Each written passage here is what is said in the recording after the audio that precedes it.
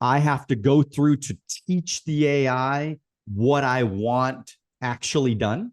Yeah, we would actually sit with you and we would have a document and we would say, okay, give us the history of your business, give us a paragraph on what your business does, give us your 5 or 10 key selling points or the reasons why someone should use you, what warranties, what offers, etc. And we punch all of this into the AI. We feed it all in, and that is the source of truth. I'm just going to get right into it, man. I mean, what got you into AI and sales, and how does that all come together? And what's the best way to describe how that comes together? Sure. So I was running sales teams, and back in about 2002 or three, I got pulled onto the project to help redesign the CRM at the company I was working at. So I started taking really a close look on how things worked, how they could work a little bit better, how to make and the CRM is really a sales system, right? So what I found was the big problem with CRMs is everyone hates them. And I'm not talking about upper management. I'm not talking about like the CEO of the company. I'm talking about the actual users, because what ends up happening is everything you do, you now have to document. And for most of these guys, it's just an extra 30, 60, 90 minutes of busy work on a daily basis. So these guys would all hate it. So my initial idea was to build a CRM with everything hooked in. Your cell phone's hooked in, right? Every text you send is hooked in. Every email is hooked in. Every phone call is hooked in. And now when you're doing reporting, rather than have one system where you're looking at phone calls, or maybe you just have no idea what's going on, how many calls people are making, who they're calling, how long those calls are going, etc. Now that's right in your CRM system, right? Pretty much no one knows what's being done over text at businesses. Now that's right in your CRM. Emails, now that's right in your CRM. And what I found was businesses, we showed them this product and they're like, yeah, that's great. Where do I get my data? Can you guys just get me some leads? Right. So we kind of changed the business. We said, okay, people want leads.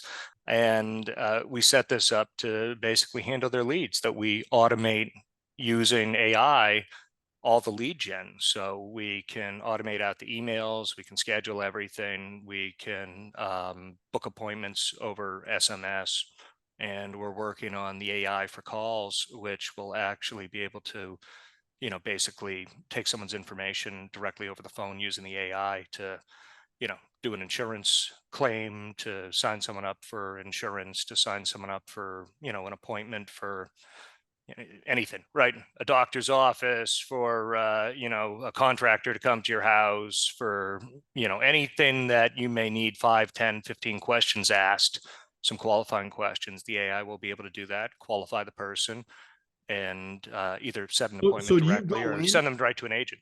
So to some, like, if I was a part of the system, I would go in there and I would tell the AI these questions that I want to ask, like the qualifying questions. So does it kind of take me through a process that I have to go through to teach the AI what I want actually done?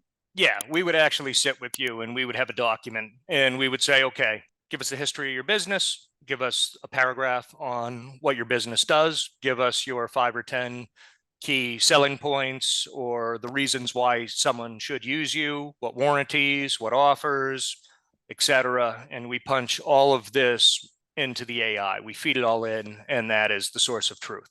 So it's almost And like you're basically prompting the AI everything that it needs to know about this specific client, and then it just goes uh, to work basically. That's exactly right. And what are your qualifying questions, right? So, what are the 5 questions that you give your sales reps to ask? Because most businesses I was at, it's like, everyone has 5 or 10 questions that they need to ask. And what are the answers to those 5 or 10 questions? And the AI will just keep working until it gets those answers. So, if you ask it a question, it can answer any of your questions. We're using ChatGPT and Claude on the back end. So it can answer anything about your business. A few 50 pages of documentation, you can feed it all in. Then we put that into a vector database and we tell the AI where to go. Okay, they want a question on the warranty. Here's the warranty section. It goes, it pulls that data, and it'll be able to answer basically anything about your business. And it's not going to go off and guess. It's not just going to grab data from the internet. It's going to actually grab the data that we feed into it. But now you can make it like your best sales rep. You can put in literally everything there is to know about your product or service. Yeah, this is wild, man. I mean, what a whole nother world we're in. I mean, I've been in sales for over 25 years, and so this is a wild, wild moment we are having in the world. And look, I mean, just the fact that it can create so much. It could work for us. I mean, it's just a workhorse for us that allows us to not have to do so many of those little minor things that we're all used to doing all of the time. I mean, if somebody wants a simple question, why do I have to answer that question? Why can't I just have my assistant answer that question? And that's why I'm a huge believer, by the way. I was very excited about this conversation, Thomas, because I really believe in the technology, and I believe that this is taking us, and we're going to have a great conversation because I want to know your ideas of where this thing's going and sure, in the future of all of this. But let's be honest, man. If you are a salesperson, if you're an entrepreneur, if you're a business owner, you have to start understanding this technology because it's allowing you to have a more freer life. And I equate it like this. If you're a high powered business person with a million, millions of dollars in budget to be able to pay assistants and pay people to do stuff for you, of course, out of our whole life, there's always been people like that, that they have, assistants that they pay $50,000, $100,000 a year that are doing everything for them. They're answering all their calls. They're qualifying all the questions that they're getting from their potential prospects, or just people that just have general questions or ideas to give them. They don't want to waste time dealing with those people all the time. Like that's not something they do.